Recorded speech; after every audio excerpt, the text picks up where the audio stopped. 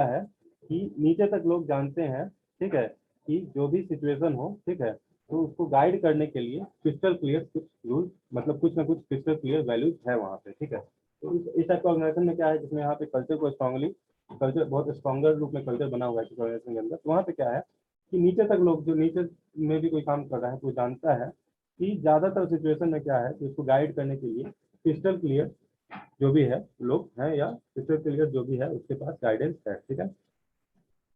हम बात करेंगे डेफिनेशन का। तो दो लोगों ने डेफिनेशन दिया है ऑर्गेनाइजेशन कल्चर का। सबसे पहले बात करेंगे आपका एडगर शीन ने कहा है कि a pattern of basic assumptions invented, discovered और डेवलप्ड बाय गिवन ग्रुप। मतलब किसी खास ग्रुप ने क्या किया है कि एजम्पशन को इन्वेंट किया है, ठीक है, डिस्कवर किया है और डेवलप किया है, ठीक है, as it learns to cope with it problems of external adoption, ठीक है। मतलब बाहर का मार्केट प्लेस कैसे उसको एडॉप्ट करना है, तो वो उसको सीखने के लिए उसने क्या किया है कि ऐसा कुछ इन्वेंट किया है, डिस्कवर किया है या डेवलप किया है, जो ताकि बाहर का जो प्रॉब्लम है, मार्केट प्रॉब्लम कह सकते हैं, ऑर्गेनाइजेशन के लिए मार्केट की प्रॉब्लम होगा, ठीक है। और इंटरनल इंटीग्रेशन भी क्या हो, जैसे ऑर्गेनाइजेशन के अंदर इंटरनली लोग अगर काम कर रहे हैं इंटीग्रेट होकर, तो भी अच्छे से काम करें, सच दैट मतलब well enough to be considered valuable. मतलब क्या हो कि वो मतलब बहुत ज्यादा मतलब वो कंसिडर कर सके कि वो वैल्यूएबल है, ठीक है। और नए मेंबर्स जो भी आए, जो भी कंपनी में अगर नए आदमी आते हैं, तो उनको वो सिखा सके कि क्या तरीका है, सही तरीका क्या है किसी चीज को परसीव करने का। मतलब परसीव कैसे, परसेप्शन बताया मैंने, परसीव कैसे आप करते हैं, ठीक है, तो किसी चीज को आप कैसे सोचते हैं, ठीक है, तो परसेप्शन हुआ आपका, ठीक है।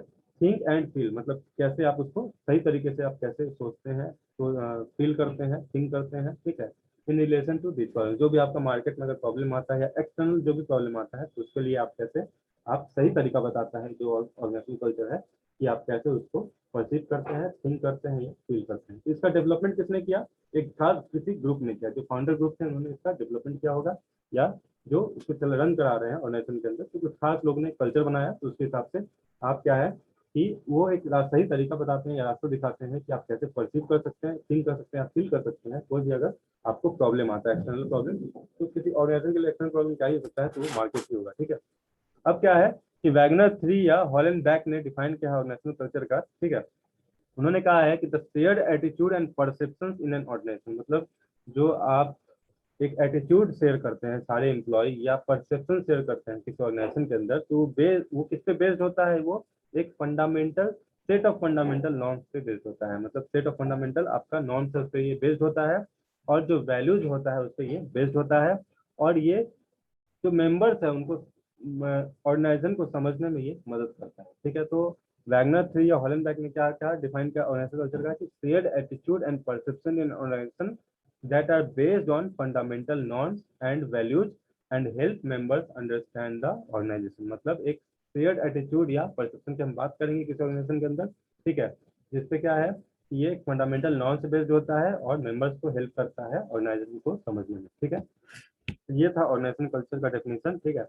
अब बात करेंगे कि कैरेक्टरिस्टिक्स क्या होता है कल्चर का, कल्चर का आपका कैरेक्टरिस्टिक्स क्या होता है, ठीक है, क्या क्या इसकी विशेषताएं होती है किसी भी कल्चर का, या ऑर्गेनाइजेशन कल्चर का क्या क्या विशेषता होता है या कैरेक्टरिस्टिक्स, ठीक है। सबसे पहला जो है, it gives member and organisational identity. ये क्या है कि जो मेंबर होते हैं उनको एक आइडेंटिटी देता है, नेशनल का आइडेंटिटी जो होता है ना ऑर्गेनाइजेशन का, तो वो ये मेंबर को भी ये देता है, ठीक है। तो शेयरिंग नॉर्म्स, जैसे टाटा ग्रुप में अगर काम करता है तो उसका क्या है कि उसका एक ऑर्गेनाइजेशनल आइडेंटिटी वहाँ के जो एम्प्लॉय है उनको जरूर मिलता है, ठीक है। तो क्या है कि कल्चर जो है ये ऑर्गेनाइजेशनल आइडेंटिटी देता है। तो sharing norms, values and perceptions give people a sense of togetherness. मतलब अगर लोग सेम टाइप का नॉर्म्स को शेयर करते हैं, वैल्यू को शेयर करते हैं या परसेप्शन को शेयर करते हैं, तो क्या है कि लोगों को क्या है कि एक सेंस ऑफ टुगेदरनेस, मतलब एक टाइप का लगता है कि हम सब एक ही हैं, या एक मतलब साथ में काम कर सकते हैं, या टुगेदरनेस का, ठीक है।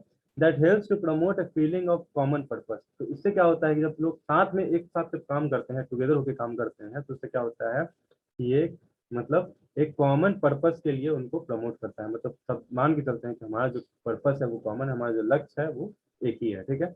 Culture provides shared pattern of cognitive perceptions और अंडरस्टैंडिंग अबाउट द वैल्यूज और beliefs held by the organisation. मतलब कल्चर क्या है कि एक तरह का आपका पैटर्न जो है कॉग्निटिव परसेप्शन, मतलब आपके ब्रेन से रिलेटेड जो भी आपने परसेप्शन बना के रखा है, या समझ जो आपका समझ है, ठीक है, वैल्यूज और बिलीफ्स किसी भी ऑर्गेनाइजेशन के बारे में या ऑर्गेनाइजेशन के अंदर क्या वैल्यूज एंड बिलीफ्स रन करता है, तो ये क्या करता है, कल्चर जो है ये शेयर करता है, ठीक है। This enables the organizational member how to think and behave as expected of them। मतलब कोई भी ऑर्गेनाइजेशन के जो मेंबर्स होते हैं तो उनको वो बताता है कि वो कैसे सोचे और कैसे बिहेव करे, जैसे उनसे एक्सपेक्ट किया जाता है, ठीक है। तो इट अब सेकंड जो इसका कैरेक्टरिस्टिक्स है ऑर्गेनाइजेशनल कल्चर का, ये पहला क्या कहा कि मैंने कल्चरल आइडेंटिटी के बारे में बात किया। तो क्या है कि ऑर्गेनाइजेशनल जो है आपका ऑर्गेनाइजेशनल आइडेंटिटी देता है किसी भी अपने मेंबर्स को। दूसरा जो इसका पॉइंट है वो क्या करता है, इट फैसिलिटेट्स कलेक्टिव कमिटमेंट। मतलब लोग साथ में अगर कमिट होकर काम करें तो इसको ये फैसिलिटेट करता है। तो दूसरा जो पॉइंट है उसका क्या है कि the common purpose that grows out of shared culture tends to elicit strong commitment from all those who accept the culture as their own। तो जो कॉमन पर्पस होता है जो ग्रो करता है, ठीक है, आपका शेयर्ड कल्चर में जो आप शेयर करते हैं, मतलब सब कुछ शेयर, मतलब एम्प्लॉय सारे एक सेम थिंकिंग या सेम फिलोसफी शेयर करते हैं, तो वहाँ पे क्या होता है जो कॉमन पर्पस होता है वो ग्रो करता है, ठीक है। और उससे क्या होता है कि इलिसिट स्ट्रॉन्ग कमिटमेंट आपका जनरेट होता है, मतलब आपका स्ट्रॉन्ग कमिटमेंट बनता है, ठीक है। और जो इसको एक्सेप्ट करते हैं, जो भी कल्चर को एक्सेप्ट करते हैं, उनके लिए क्या होता है कि एक स्ट्रॉन्ग कमिटमेंट बनता है, ठीक है। It provides shared pattern of feelings to the organizational member to make them know what they expected to value and feel। इस तरह का क्या है कि ये shared pattern of feelings provide करता है ऑर्गेनाइजेशनल मेंबर को, जिससे क्या होता है कि वो क्या एक्सपेक्ट करते हैं वैल्यू और फील, तो वो क्या है कि वो वैसा वो बना पाते हैं, ठीक है। तो तीसरा पॉइंट क्या है कि प्रमोट सिस्टम स्टेबिलिटी। अब क्या है कि सिस्टम स्टेबिलिटी को भी ये प्रमोट करता है। तो क्या है कि by encouraging a shared sense of identity and commitment, मतलब सेम टाइप का आइडेंटिटी और कमिटमेंट अगर लोग शेयर करने लगते, जो पहला दूसरा पॉइंट क्या था, पहला था आपका आइडेंटिटी, दूसरा था क्या आपका कमिटमेंट, ठीक है। तो अगर दोनों चीज अगर लोग शेयर करने लगते हैं, ठीक है, या इंकरेज करके अगर लोगों से शेयर कराया जाता है, ठीक है, तो कल्चर क्या होता है, कल्चर इंकरेज करता है लॉन्ग लास्टिंग इंटीग्रेशन। मतलब बहुत देर तक लोगों में क्या होता है कि एकजुटता बनी रहती है, इंटीग्रेशन बना रहता है, ठीक है। और कोऑपरेशन भी बना रहता है, लोगों में बहुत ज्यादा एक दूसरे के लिए बहुत ज्यादा कोऑपरेटिव होते हैं जब उनका एक shared sense of identity generate हो जाता है या कमिटमेंट जनरेट हो जाता है, या उसको हम इंकरेज करते हैं, ठीक है। तो इससे क्या हुआ कि मेंबर के अंदर क्या है कि लॉन्ग लास्टिंग इंटीग्रेशन या कोऑपरेशन को डेवलप हम करते हैं या इंकरेज करते हैं, ठीक है। अब क्या है कि एक सोशल स्टेबिलिटी को भी ये इनहेंस करता है, ठीक है। कैसे? By holding by holding the organisation member together. मतलब ऑर्गेनाइजेशन मेंबर को एक साथ इकट्ठा जोड़ करके ये क्या है कि एक सोशल स्टेबिलिटी को एक जनरेट करता है। जो अब मैंने पहले बताया था कि एंटरप्रेन्योर के लिए सबसे ज्यादा दिक्कत क्या होता है कि डिफरेंट कल्चर से जो लोग आते हैं उनको एक साथ वो ह्यूमन रिसोर्स को मैनेज करना, ठीक है। तो इसके लिए क्या है कि अगर लोगों में सेंस ऑफ आइडेंटिटी आ गया, लोग सब उसको आइडेंटिफाई कर सके ऑर्गेनाइजेशन के हिसाब से, या ऑर्गेनाइजेशनल के आइडेंटिटी लोगों में अगर आ गया और कमिटमेंट आ गया, कमिटमेंट लोगों में आ गया, तो इससे क्या होगा कि जो कल्चर है वो लॉन्ग लास्टिंग होगा और बहुत लोगों में बहुत ज्यादा कोऑपरेशन होगा, ठीक है। और क्या होगा कि सोशल स्टेबिलिटी को भी ये जनरेट करेगा, ठीक है। और ऑर्गेनाइजेशन मेंबर क्या है कि साथ में काम करेंगे, अप्रोप्रिएट स्टैंडर्ड के साथ काम करेंगे, और जिसके लिए मेंबर्स स्टैंड करते हैं, ठीक है। अब चौथा जो पॉइंट है क्या है कि it shapes behaviour by helping members make sense of their surroundings. अब क्या है कि जो लोगों का बिहेवियर है उसको भी ये शेप करता है। मैंने पहले बताया जो आपका सब्जेक्ट ही है बिहेवियर की तरफ का बिहेवियर कैसा होना चाहिए, ठीक है। तो वो क्या है कि इसको भी ये शेप करता है। और कैसे शेप करता है, जितने भी आपके मेंबर हैं उनमें एक सेंस ऑफ सराउंडिंग, मतलब सराउंडिंग के बारे में उनको सेंस होने लगता है, या फील जो है या परसेप्शन जो है उनका बनने लगता है। तो उससे क्या है कि सेंस करने लगते हैं तो उनके अंदर क्या है कि फिर उनका जो बिहेवियर है उसको वो सेट करता है, उससे आपका जो बिहेवियर है वो सेट हो जाता है, ठीक है।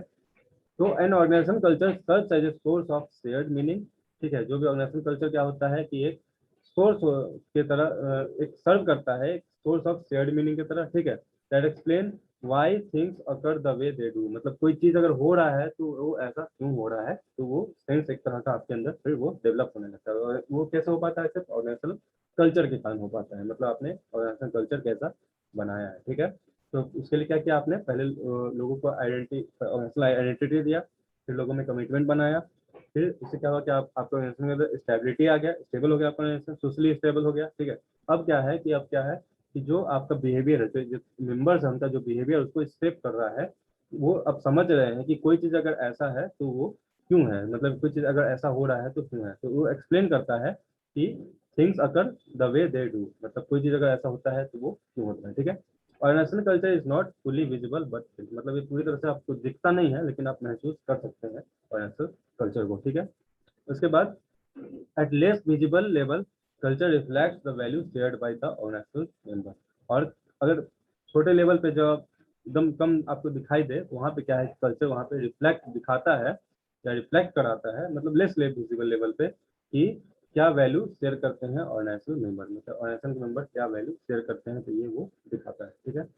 उसके बाद क्या है कि एक प्रोवाइड से बाउंड्री। अब क्या है, कैरेक्टरिस्टिक्स ऑफ कल्चर की बात करें तो एक तरह का ये बाउंड्री भी प्रोवाइड करता है। Culture creates distinction between one organisation and the other. Culture क्या होता है कि एक ऑर्गेनाइजेशन को सेपरेट करता है दूसरे ऑर्गेनाइजेशन से। मतलब अगर मेरा टाटा है, टाटा ग्रुप, तो टाटा ग्रुप का ऑर्गेनाइजेशन कल्चर अलग है, रिलायंस ग्रुप का ऑर्गेनाइजेशन कल्चर अलग है। तो ये क्या है कि डिस्टिंक्शन बनाता है। अब कंज्यूमर भी देखता है कि इसमें क्या है कि दो अगर कंपनीज है तो दोनों के अंदर ऑर्गेनाइजेशन कल्चर क्या है, अलग है। तो वो कंज्यूमर तो नहीं देख पाएगा, जो एम्प्लॉय वहाँ काम करेगा वही वो फील कर पाएगा, ठीक है, क्योंकि दिखाई नहीं देता है, पहले मैंने बोल चुका हूँ, ठीक है। तो क्या है कि जो वहाँ पे अगर कोई काम करता है या वर्क करता है तो वही वो फील कर पाएगा, ठीक है। तो ये क्या है कि culture creates distinction between one organisation and the other, मतलब दो ऑर्गेनाइजेशन के बीच ये डिस्टिंक्शन पैदा करता है। Such boundary defining helps to identify members and non members of the organization. अब क्या है कि ये सब जो बाउंड्री है ये मतलब लोगों को मदद करता है आइडेंटिफाई करने के लिए, ठीक है। या तो मेंबर जो है ऑर्गेनाइजेशन के अंदर वो इसको मतलब बाउंड्री को देख सकते हैं, या जो नॉन मेंबर है ऑर्गेनाइजेशन के वो भी ये देख सकते हैं, ठीक है। Culture facilitates the generation of commitment to something larger than one's individual self interest. Culture क्या है कि किसी भी ऑर्गेनाइजेशन के अंदर एक ऐसा कमिटमेंट बनाता है जो बड़ा होता है। सिर्फ सेल्फ गोल या इंडिविजुअल गोल से क्या होता है कि वो उससे बड़ा होता है, या सिर्फ एक खास आदमी का जो सेल्फ इंटरेस्ट होता है उससे वो बड़ा कमिटमेंट होता है। तो कल्चर वो कौन जनरेट करता है, वो कल्चर जनरेट करता है या उसको फैसिलिटेट करवाता है, ठीक है।